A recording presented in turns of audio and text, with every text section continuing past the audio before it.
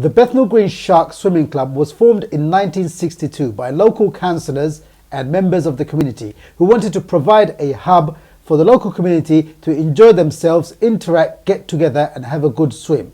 I'm joined in the studio by Dave and Tony, and we're going to talk about what happens at the club. Thank you for joining us, gentlemen. Thank you, Hamden. Thank you for having us. This is a question for both of you. Why did you both become swimming coaches? Well, personally, I was in the post office, hadn't been married too many years, and decided to take my son, Tony, to a local swimming club, which was the Bethnal Green Sharks. I took him in and he joined. I liked what I saw very, very much. In fact, to such an extent that I hadn't been there very long, and I asked the coach at that time, Pete Wilson, if I could help out. And I wasn't really a swimmer. I actually learned to swim when I was 24 years old. I got the bug from the swimming club, took me life-saving, teachers, coaches, and went on from there. And you both spent the best part of your lives? 54 years. 54 years. I joined the swimming club at the age of 7, essentially became a competitive swimmer, went on to become a club captain, got involved in teaching, and then it progressed to coaching. And then at the appropriate point where I was offered work elsewhere, my dad decided to step down and let me take the lead. What a fantastic story. Best thing I ever did. Right. It's quite a unique situation, actually. There aren't many swimming clubs around where the coaching staff have been involved with one club for that amount of time. Right. And was it helpful for you to have a handover from your dad where he could pass in his experience and his skills and his knowledge to you? Absolutely. I mean, although I occupy the head coach role, I feel it's a very balanced relationship, and we both provide feedback to each other as well as the other staff. And we invite feedback from the other staff as well, because we want to try and create a developing club that's improving all the time. What was the thinking behind opening and running such a successful club like this? That's a difficult one. I think what it was, with the community, there's a lot of organisations out there that sort of concentrate on one type of child, one type of sportsman. But we thought we'd try, if we could, to accommodate everybody. Yes. Whether less able, more able, and from there. I think really there was a need for a swimming club in the area. Yes. One didn't exist. There were swimming pools, schools programs were being provided, but there was a need for a club. And it started at a very low level where people were participating, but it's now grown to an accredited Swim 21 club, right. Competitive swimmers. And we've managed to get swimmers achieving national standard, also gone on to international Paralympic success, and also an Olympian as well that came through the club. Who was that? That was Martin Harris. We consider ourselves a very strong development club in the early stages. And we're now at a point post-Olympics whereby swimmers will also have the opportunity to access the London Aquatic Centre performance programme. So it's hopeful that within the southern region there'll be more success along those lines in future. Dave, throughout your career with the Sharks, you've probably seen it all now. Now, I'm a community coach myself. We know we're singing from exactly the same hymn sheet. Just what exactly is involved in being a volunteer, and how much time do you actually spend running this club? Well, my wife's got an office, and she's got all the equipment there, and she's on that computer. In fact, I finish up cooking dinner quite a lot because she's so busy doing things to the club. I've got all my schedules there, and I work a lot of the time in the office as well. Consequently, it's a good job I am retired now, because where I had to fit it in with my other work was very, very difficult. But now I've actually got the time to do the things that I want to do as far as the club's concerned. Yeah, I mean, the job goes beyond the parameters of the facilities that we're working in and beyond the time that we're working. I mean, we provide a programme where we're offering learn to swim, improver swimming, competitive pathway swimming where they're learning the basics of competitivity. Then we've got a squad programme in the early ages, like from about 9 till 12, and we've also got a programme beyond that. We provide for those that want to participate as well as those that want to compete. So there's events that need to be team managed. There are inquiries that come in on a daily basis. There are programs that need to be devised.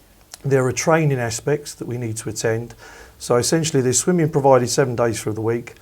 Sometimes, at home, we are actually doing other work as well. So yeah, it's a large amount of work, but essentially it's very, very fulfilling because we're making a difference to children's lives. We're positively impacting on integrated community, and we're providing opportunities for swimmers to go on and be more self-confident, but also to have an opportunity to get as far as they can and progress. It's a thankless task, and I don't believe so, actually, no, because we receive letters, we've got emails of positive praise on a regular basis. I think most people are quite grateful, and we also get swimmers that return when their parents bringing their own children along, and that makes us feel very old at times. We've got an ex-Olympian who's visually impaired who's bringing his children along to us. What's his name? Dervis Connell-Ralp. Yes. Right. Now, and also we've got swimmers who have got married, getting on with their lives, and then bringing their children to us. So it's quite, and we've got they've left us, become coaches of other clubs. We've got loads of teachers that are going on teaching in the borough who come from our club, and we've also got teachers now, ex-swimmers in our own club that's been with us 20 or more years. The British sport is indebted to the likes of yourselves and the thousands of coaches who not only coach on any given weekday evening or during the weekends as well, but carry out the numerous tasks in the background at all times. Now, a question about some of your more illustrious past members. What does it mean to you both that after so many years of involvement with the club, you've been able to produce or help along with on the journey the likes of Martin Harris and Dervis, as you just mentioned there? What does it mean? Well, it means a great deal, but that's kind of one aspect of the job, and I wouldn't put too much emphasis on that because we try and provide a service for all. And I believe there's as much satisfaction in getting a swimmer who can't swim at all to actually swim, because that is the first step and that's the biggest step. And then there are all sorts of improvements you see in individuals. Some, for instance, learn to find their own voice. They might be very timid, and for months or years you may not know what they actually sound like. And then eventually they start to become more self-confident, because within a swimming club community environment you've got role models, so it's a supportive structure. You're all part of a team and they can grow. I had one swimmer who went to an event, I hadn't heard her speak for a while, and I said to her before she started the race, on a scale of 1 to 10, how confident are you? And she shrugged her shoulders. And I said, well, what would you say? So she said 6. And then I said, well, look, if you dive out further, really drive yourself off, you could win. Anyway, she won the race. I said, how confident are you now? And she said 10. And that to me is golden. Irrespective of the level of event, you're making a difference to the individuals that you're working with. Dave, how important is it for us to engage parents, educators, coaches such as yourselves and mentors to encourage young children to take up swimming? Very, very important, because not only swimming, once they learn to swim, they gain confidence, and that gives them confidence in anything they do in life. I mean, when I started coaching, I was terribly shy, but I found you have to speak up to make sure that child over there can hear you. You've got to start using your voice, and that gave me much more confidence in myself and in my life. I would say initially it starts with parents in support, taking their child to a pool, just enjoying the water, maybe getting splashed, playing around, the early confidence, and then essentially through their schools. Always when I deliver a schools lesson, it's about looking, listening and trying your best. If you do that, you're safe. If you do that, you learn. Primarily, it's about getting the face in the water, because if you can put the face in the water or your ears, you can then float. And if you can float, you can then swim, because to do anything else is basically trying to survive in water. But if you can get your face in or your ears and you can lay flat, relaxed, The other thing I try and communicate is that in order to float on water, it takes no effort. It's all about relaxation, just getting the posture and relaxation. Dave, on the subject of recognition and receiving nice thank yous, which make it all worthwhile for coaches, mentors, educators in every sense, you've got an interesting story regarding a karate champion. Oh, yes. Vic Charles, he was a world karate champion, and he wasn't a very good swimmer. Forgive me for saying that, but it was true. He wasn't a very good swimmer. And he came along to a local pool in Islington and said, could you help me? You've got the superstars coming up in a few months' time. And I said, yeah, sure. And I said, I was learning my trade anyway, so he would have been ideal to work with, which I did. I used to go early mornings and coach him. And I said, the only thing is, I don't want to be paid, and all I want you to do when you win the race, and I did say win the race, I said, I want you to thank the Bethnal Green Sharks. And anyway, it was on TV and I watched it.